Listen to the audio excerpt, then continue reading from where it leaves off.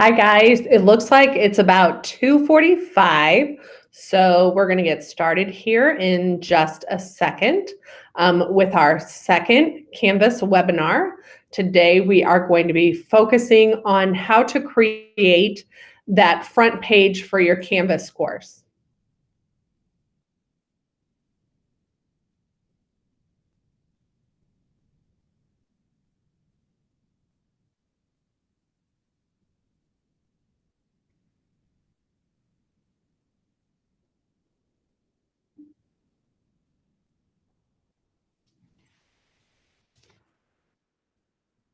All right, let's go ahead and get started. I want to be mindful of your time. Like I just said, today is our second session in our Canvas webinar series. And today we're really going to focus on how to create that front page in Canvas so that when your users come in, they understand exactly what they're looking for and how to navigate your course. So I'm going to go ahead and share my screen.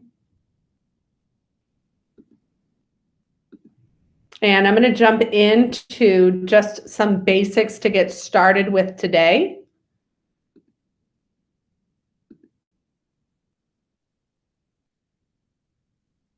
Whoops, my bad, wrong button. There we go. Just a reminder that we do have our Canvas Hub. If you want to access any of our resources, there are tons of resources on our hub to be able to get you started with Canvas and then some more advanced features of Canvas as well. Also a reminder that we are recording this webinar and we will add this as well to our Canvas Hub once we are finished today. So today, the three things that I want to make sure that we hit is that we're going to create and we're going to edit a front page. I'm going to show you how to set that page as your home page, and then also taking a look at how to publish your course so it's viewable by your users. So let's start off with what are pages. So pages, think of them as like little mini web pages. They just store content and their resources that are part of your course, but they don't necessarily have to be part of an assignment. Your pages can include text, they can include video, they can include links, you can include tables. So you'll have a rich content editor that you're creating in, so you can create that content that you want to put on your page. I want to take a look at some examples. So I asked a few teachers around the district if I could share some of their front pages just so that you could get an idea. Canvas does so many things for us, and it's such a huge, rich tool, but we also have to be really cautious when we create in Canvas that things are easily accessible by our students and that our students understand where they need to go in order to access that content. I think that pages do a nice job of being able to tell your students, this is where we're going. These are the links that you're going to need to have in order to be successful in your course. So let's jump into Ms. Pizzelli's front page. Ms. Pizzelli over at South Middle School, this is her front page for her American history. And what I love about Mrs. Pizzelli's page is I love the buttons that she uses, because to me, if I jump on this page, this is going to be so super simple for my students to figure out, where am I going to get my Meet link, or what is the current module that I'm working on. So it's very easy for students to be able to go in. Without that front page, our students are going to see all of Canvas's tools, and that might be kind of confusing for them. The next example that I want to share with you is Mrs. Nichols over at Holt. And what I like about Mrs. Nichols over at Holt's front page is that intro that she includes for her students to kind of welcome them back. It's a great way for you to be able to put a little bit about the instructor, kind of that meet that teacher piece of it as well. You'll also notice on hers that she has that idea of using buttons as well to help her students navigate around in her course. The next one that we're going to look at is Mrs. Tinsley over at Timberland. And Mrs. Tinsley, what I really like about hers is that she includes that contact information. So it's really easy for her students and the parents of the students who are looking over the student's shoulder to figure out how they should contact Mrs. Tinsley if they have a question. She also uses the buttons, and it's very easy to tell where we're at and where we need to navigate. And then the last teacher front page that I want to visit is I wanted to take a look at Mr. Evans over at Liberty. This is his biology front page. So he's doing something just a little bit different that are also really cool. He's using tabs, and those tabs is how students would navigate through to be able to find their virtual learning links or if they need extra help. And I just thought this was very easy. If I jump on his page, I can easily see exactly where I would need to go to be able to get the information that I needed. So I just want to start by showing you some examples before we start building our page so that you can kind of have an idea in mind of what do you want this page to look like that your students are going to be seeing first thing when they jump into your course. So I'm going to actually exit out of here, and I am going to open up a new tab for us. And just as a reminder, there's a couple different ways that you can access Canvas. You can go to the Wentzville homepage, you can go to your class links page, or you can go to your WSD bookmarks, and you can access Canvas that way as well. So I'm going to jump into my Canvas dashboard. And when I jump into my Canvas dashboard, I'm actually going to go down to an unpublished course that I have. This is a course that I'm currently working on for summer school. I thought it would be a good opportunity for us to learn how to build something together. So I'm going to go ahead and click on that course tile, and that's going to take us inside the course. When I'm ready to build a page, I'm going to look on that left-hand navigation. And on that left-hand navigation, I'm going to see Pages. I'm going to click on Pages, and that's going to take me to the Pages tool. You'll notice that there's nothing listed here right now because this is actually an empty course. However, I'll show you a little bit later what it would look like in a course that's complete to be able to go to that Pages index page. Pretty easy. It's going to have a plus page button, so I'm going to click on plus page. I'm going to say, no, I was playing in that a little bit earlier. And this is going to bring me into my page editor. So at the very top, it's going to want me to add a title for my page. So I'm going to go ahead and set my title. And I'm going to title this Balance with Blended Learning. That's the title of the book that we're doing a book study for. I'm going to add book study. And then underneath this title, we're going to come to this rich text editor. And this rich text editor is going to have all of the tools that I need to be able to build my page. So I kind of already have an idea in my mind of how I want this built. And I want to start off with a banner at the very top so that it's just kind of visually appealing when my participants join my course. So if I want to add a banner, I'm going to come over here to my image tool. And on my image tool, when I click on the down arrow, I get a couple of choices of how I can insert an image. So I can upload an image, I can bring it in from the course images, or I can go to user images. I'm going to upload this because I actually have this saved locally on my computer. So I'm going to click upload image again. And this is actually in my downloads. So I'm going to click on the image that I want to add. It's going to bring the image up, and then I'm going to click submit. And that's going to bring this into my rich text editor. Now, it kind of takes up the whole space, so there's a couple ways that I can deal with that. I can click on it, and I can go to my image options if I want full control of this, and I can modify the size by pixels if I want to do it that way. Or let's close out of there. I can simply click on this and I can use the handles on the side and I can make that a little bit smaller, just depending upon what I'm going for.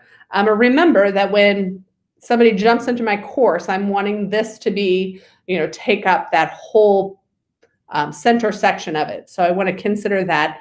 And I can always come back and modify that if I need to as well. If I want to take this image and I want to move this to the center, I can simply center align it. Because I have kind of run out of space to create underneath my rich text editor, it does give me the ability to go full screen. So I can go full screen.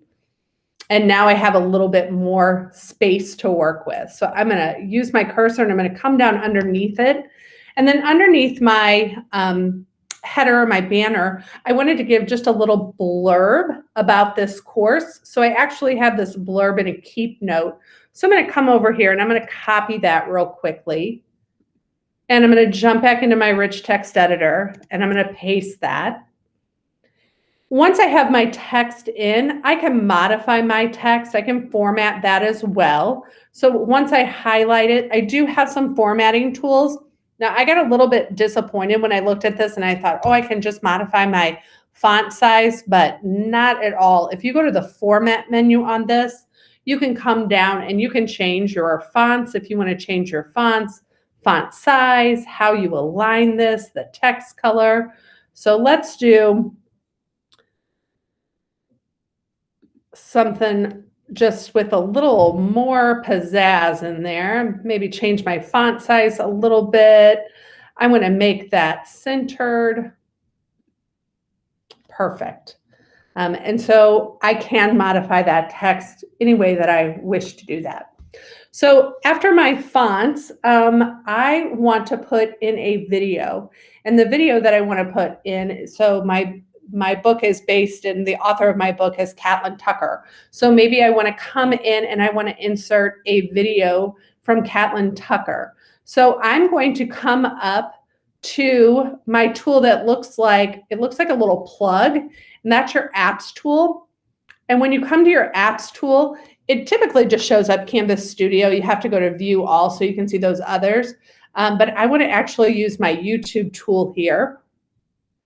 And on my YouTube tool, I can search in my search box. However, I already went on YouTube and I searched for this. So I'm actually going to copy the share URL from YouTube into the YouTube tool on Canvas to make sure that I get the right video. Once it brings up the video, I'm going to choose to embed it. You'll notice that I can drop this menu down and I have multiple choices. So I'm going to just say embed. And that's going to bring the video in as well, which is great. It's already embedded. It's not a link that I have to go externally. That's one of the things that Canvas does a great job at, is just keeping all the tools inside of Canvas so that our kids aren't having to go everywhere else. The next thing that I want to do is I just want to include a link for my teachers. So if they need to go to Catlin Tucker's website, that they have access to that. So I have her website already pulled up, and I'm going to actually go ahead and copy the URL for that website. And I'm going to paste the URL for that website inside of, I'm going to go up to the link tool. And in the link tool, this is going to be an external link. So in my page, I can do external links, so going out to that website, or I can do internal links. So I can link to places inside of that course, like a module, for instance. So I'm going to do external link. And I'm going to do, whoops, let's spell that right, Catlin Tucker. And then I'm going to go ahead and I'm going to paste that link in and click done. And now you're going to see underneath that we have the space for Catlin Tucker. It looks like I might have messed that up a little bit with what my text was going to be here. And then the last thing that I want to share with you on this page is the idea of using buttons.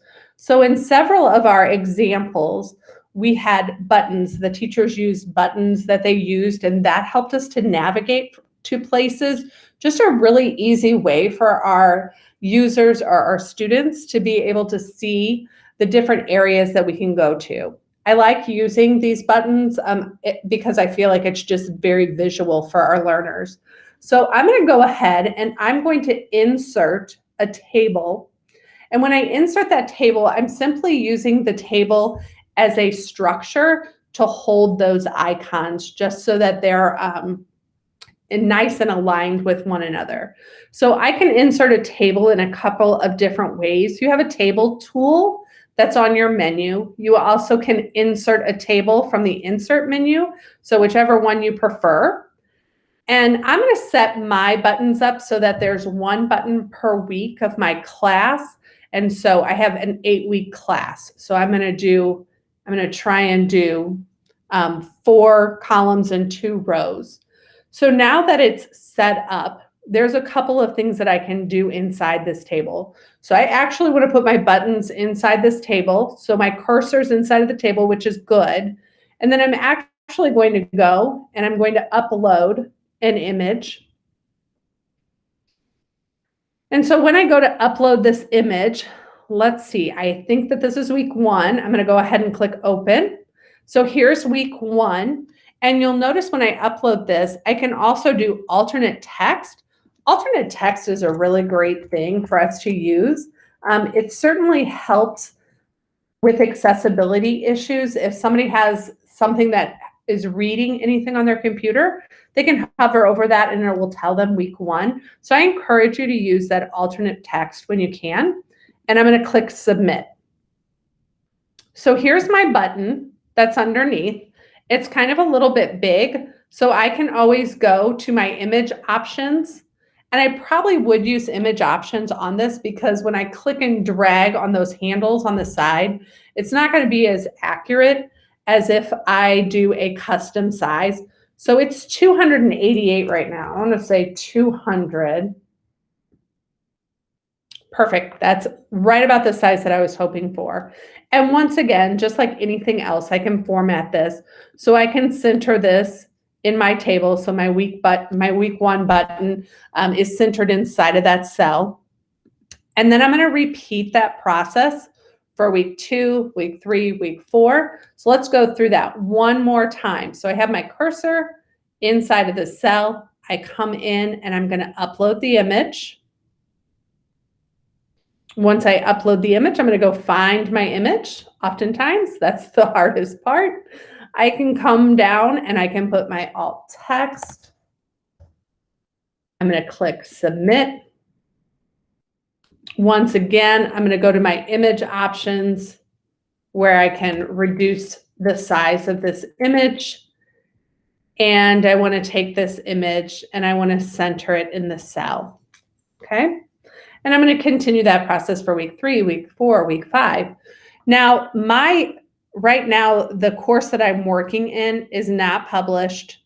And really, the pages is the first place that I'm starting with. But when I'm finished with my modules, I'm going to come back in here and I'm going to link this to the module.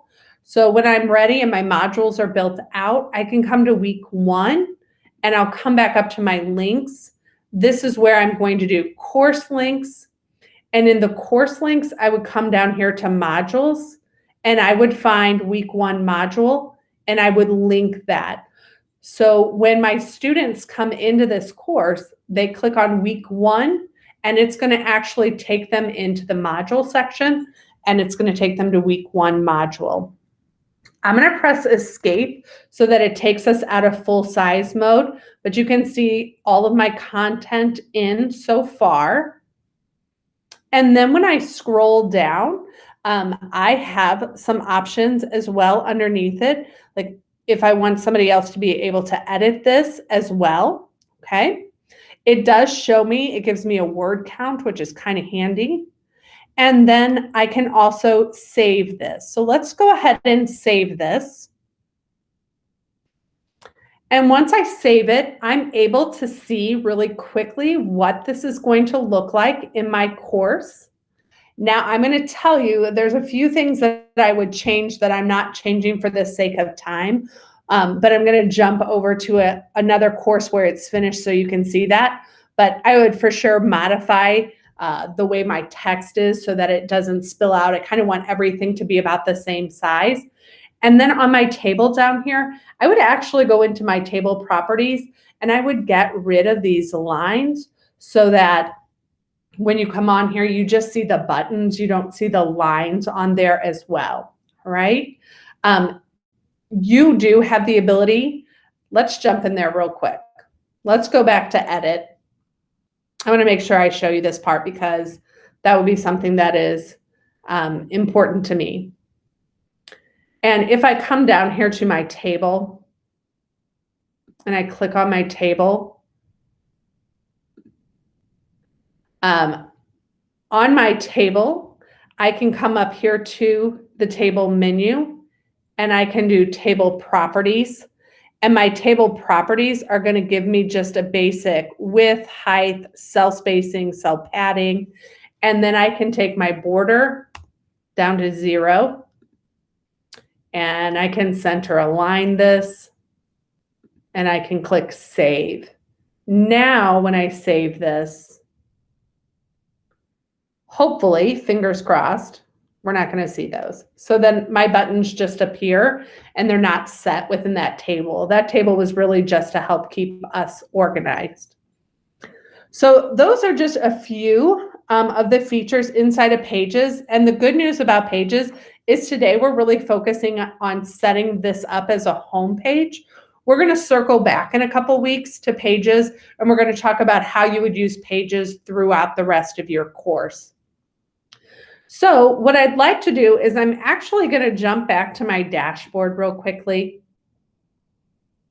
And when I get back to my dashboard, I want to show this to you from a course that's already completed. So I'm going to go into a current course that I'm working in and just show you real quickly that, once again, the use of the buttons underneath to divide it up by week. It was just really easy to organize that way. And what's great is when I click on week 8, it completely is going to jump me to week 8 on my modules. So it's very easy for my students to be able to navigate back and forth on this. I'm going to come back in on my completed course, and I'm going to go to my left-hand navigation, and I'm going to go back to Pages. And when I get to Pages, it shows my home page. Notice that you'll see it says front page right there. But I actually want to view all pages. And this is going to take me to my Pages index. And my Pages index is going to show all the pages that I've created inside of this particular course. And the reason why I want to show you that is I want to show you that you can see very easily which one is published, which one's not published as well. But you can also click on the 3 dots. So if I want to change this, let's say I want to do tech tools for collaboration. I want that to be my front page. I'm going to come over to the right-hand side and I'm going to have 3 dots. And when I see those 3 dots, that's going to pop up a menu for me to look at. And my menu is going to give me the ability to edit that page so I can go back into that rich text editor and I can edit it. I can delete it if I want to delete the page. And the third one is a really important one for today, and that's use as front page. So once I create my page and I come back into the index, then I can say, this is the page that I want to be the front page, which means that as soon as students click on that course in the dashboard, the first thing they're going to see is they're going to see that front page. You also have the ability to duplicate, to send, to copy, or to share to Commons. So there's lots of features inside those pages of different ways that you can use Pages, but today we're really focusing on it being that front page. Speaking of Commons, I do want to take us to Commons for a couple reasons. So the first thing that I want to say about Commons, so if I go over to my global navigation, towards the bottom, the C with the arrow is going to take us to Commons. The very first thing that you should see in your Commons is going to be this course template. So Mike did a great job in setting up a template. So if you are not feeling comfortable or you want a little bit of support when it comes to how to create the course, you can come in here to this course template and you can use this course template for your course. And then just kind of fill in the blank with that. So once again, it starts us off with a page, and it just has those best practices of things that we should include when our students first come to our page. like meet the teacher. How do we get a hold of you? Here's a video to help you navigate the course, those types of things. I also want to bring you to Commons because I want you guys to take a look at, this is something Amanda shared, and I thought this was really great. There is, her name is Catherine Dixon, I believe.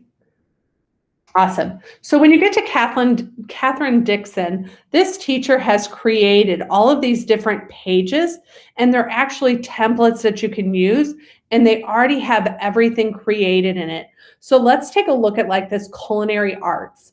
So she's already created this beautiful graphic for culinary arts that has all the best practices in it of being able to put your course name and all of your information, and then it has the buttons already in there that you can use as well, which is great. So you can modify this as well, but it has it there ready for you to use, which is really handy when you're starting to create your first courses in Canvas. So I'm gonna jump out of Canvas really quickly. I do want to share something with you real quick, just a little hidden sneak peek. So those buttons that I created, I simply created those in Google Slides. And all I did was when I opened my slide deck, I went to File and I went to Page Setup. And on Page Setup, I set up the dimensions.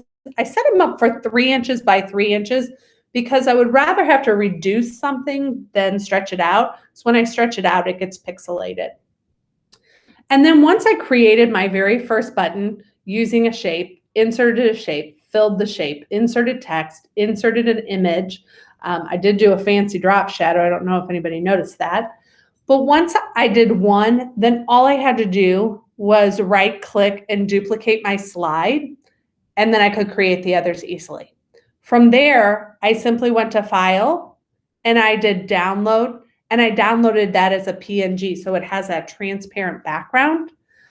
So just a really easy way to create those buttons. You can also use screenshots and use those as your buttons. You can get fancy and go on Canva. I like using Google Drawings. So there's lots of ways that I can use some of the tools that I'm already used to and bring those into my Canvas course as well. And then I just want to wrap up with just a few reminders for us today. The WSD templates I showed you, if you want to use that WSD template, make sure that you go to import and then select the course that you want to bring it into. Also, if as you start with our webinar series, as you start playing, you're going to want to have a sandbox that you can use to create in. So if you need for us to set up a sandbox, please check out that tiny URL and we'd be happy to set up a sandbox for you so that you can start building some courses and seeing how Canvas works. And finally, just a reminder that this is how you can access our sandbox request, and this is how you can access our Tech Hub. And with that, this has been recorded.